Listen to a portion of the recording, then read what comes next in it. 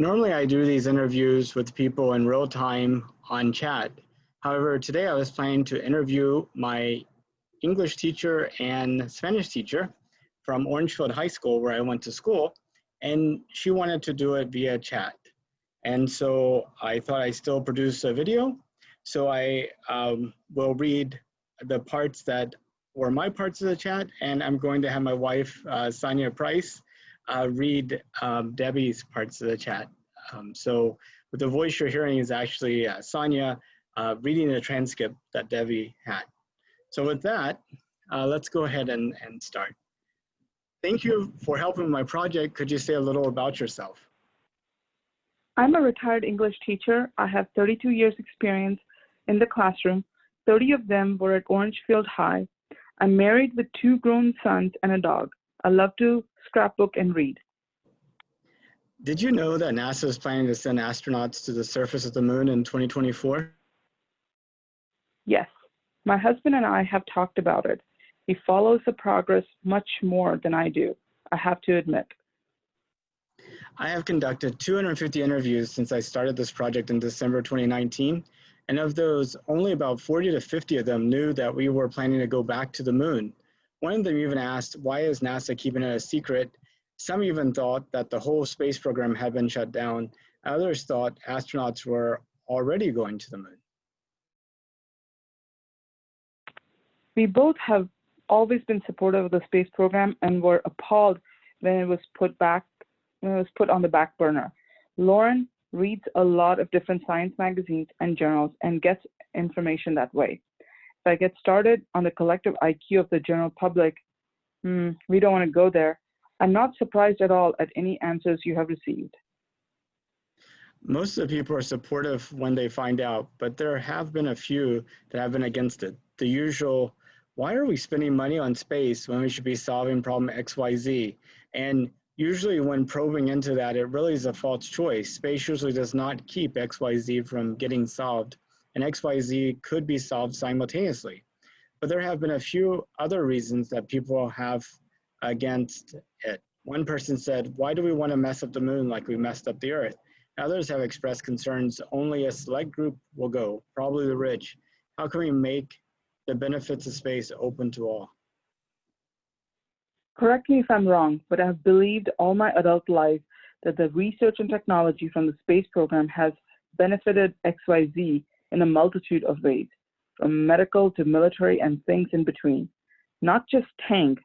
We had a librarian years ago who was against the program and actually said that the freeze-dried orange juice was the pinnacle of its social contributions. Many people have expressed the same idea that spending money on space helps us here on Earth. And I think the Apollo program led to many improvements in communication, computers, material science, and the like.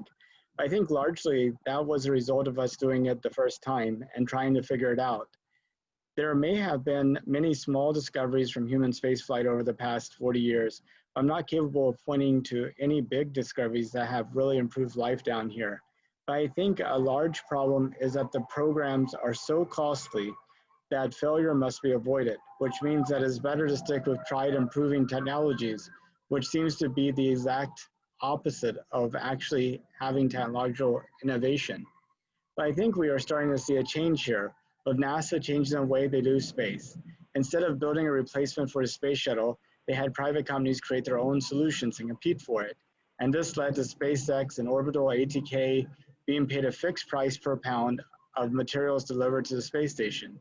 And the Commercial Crew Program led to SpaceX and Boeing creating their own transport that NASA just pays per astronaut to send up, while SpaceX and Boeing are encouraged to find additional customers.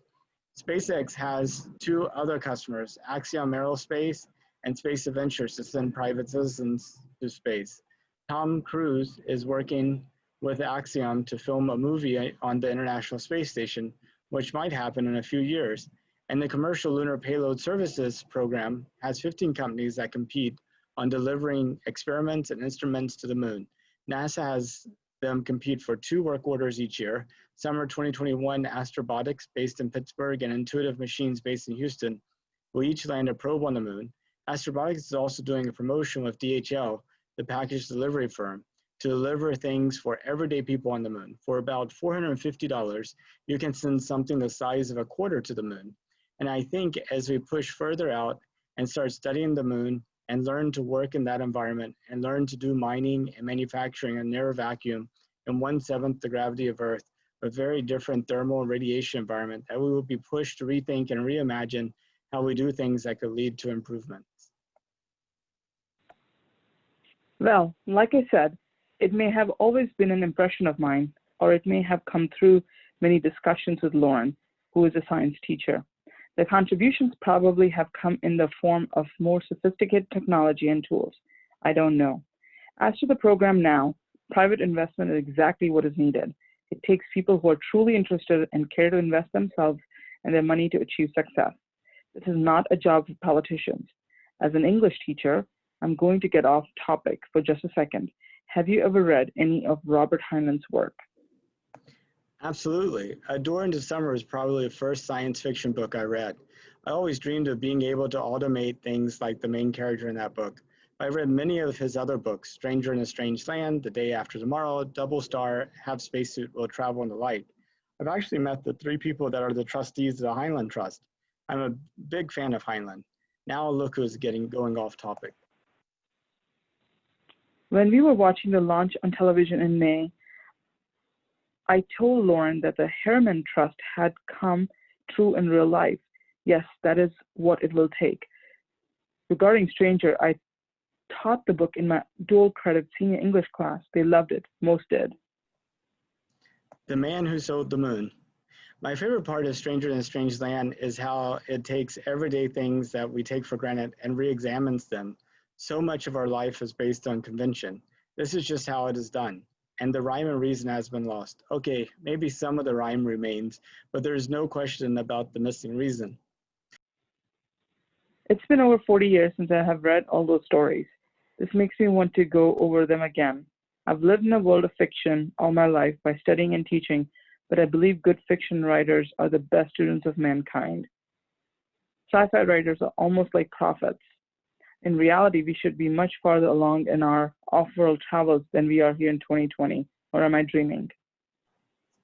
That is a good point. I think the advantages of sci-fi is that everything can be changed. All norms can be challenged. I discovered a sci-fi author a few years ago that I had never heard of, Frederick Pohl. And he was extremely prolific, and I found his writing to be very good. I was amazed that somehow I had never heard of him. I think there are many more that I have yet to discover. I recognize the name, but I haven't read any of his work. Do you remember the first time that we landed on the moon? Absolutely, where I was and who was there. What was it like? What did you think of it then, and how did your views of it change over the next 50 years? I was 14 and we were on vacation. Several family members were gathered in my uncle's living room, eyes glued to the television. It was so exciting, to me at least. I clearly remember that first step and the words as they happened, not from the reels we've seen over and over. Some things are just burned into your brain. My real view, if you want to call it that, is that we have done wrong by allowing it to languish. Hopefully the rebirth is here to stay. I understand that there was the feeling that we sent people to the moon, we can do anything. Was that the feeling of the time? That we could actually do amazing things? Remember, I was 14, so I can't attest to that as accurately as an adult of the time could, but I do remember that quote. A major roadblock was the Vietnam War, I imagine. That was on the evening news that my dad watched every night while I did my homework. I don't remember much about subsequent moon missions, even Apollo 13. I have the impression that when astronauts land on the moon in 2024, that there may be a large number of people, probably a vast majority, that might not know. What do you think? Do you mean in America or worldwide? Both. I actually think the people worldwide might be more aware than Americans. Yep.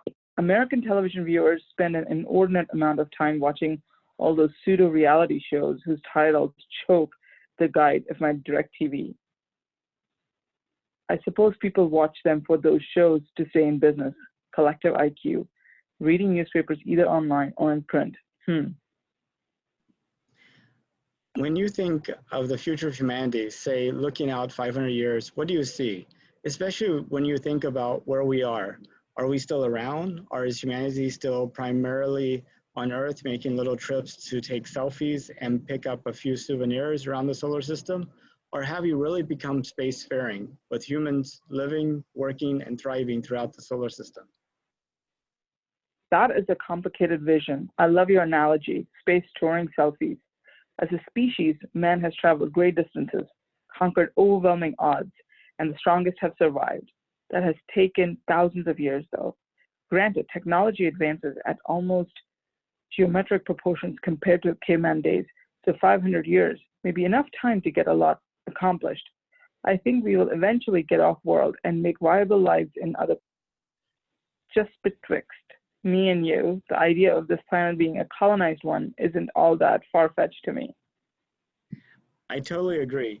It could be our very distant ancestors were refugees, and some of the stories that have been handed down were from children who lost the technology and perspective of their parents.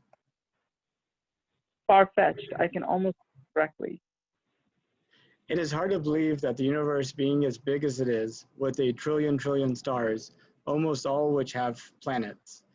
Hard to believe that we are the only ones. I have never believed that we're alone. It's not just logical from either a creationist or Big Bang perspective. I'm fascinated with all the new archaeological discoveries being made with LIDAR and such.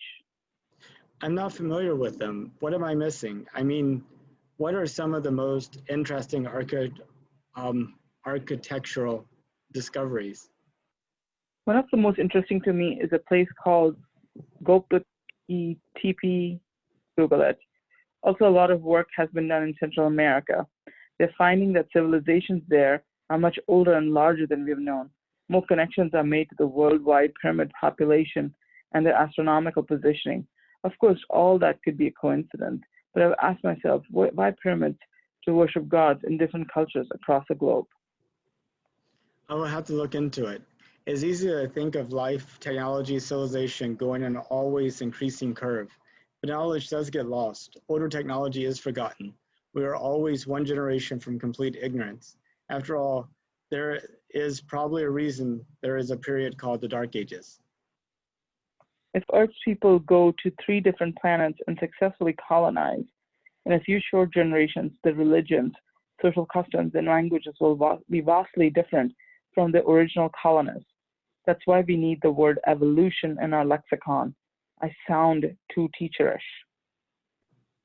That makes sense. I often think we might be invaded by Martians, but they will be our future selves.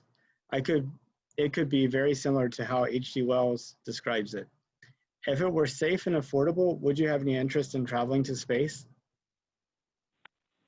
No, because I'm not adventurous, but I think it would be a hell of a ride for someone who is. I really appreciate your time. Were there any other topics you wanted to discuss that we did not get to? I can't think of anything. You do a wonderful job of letting me exercise my brain. Thank you.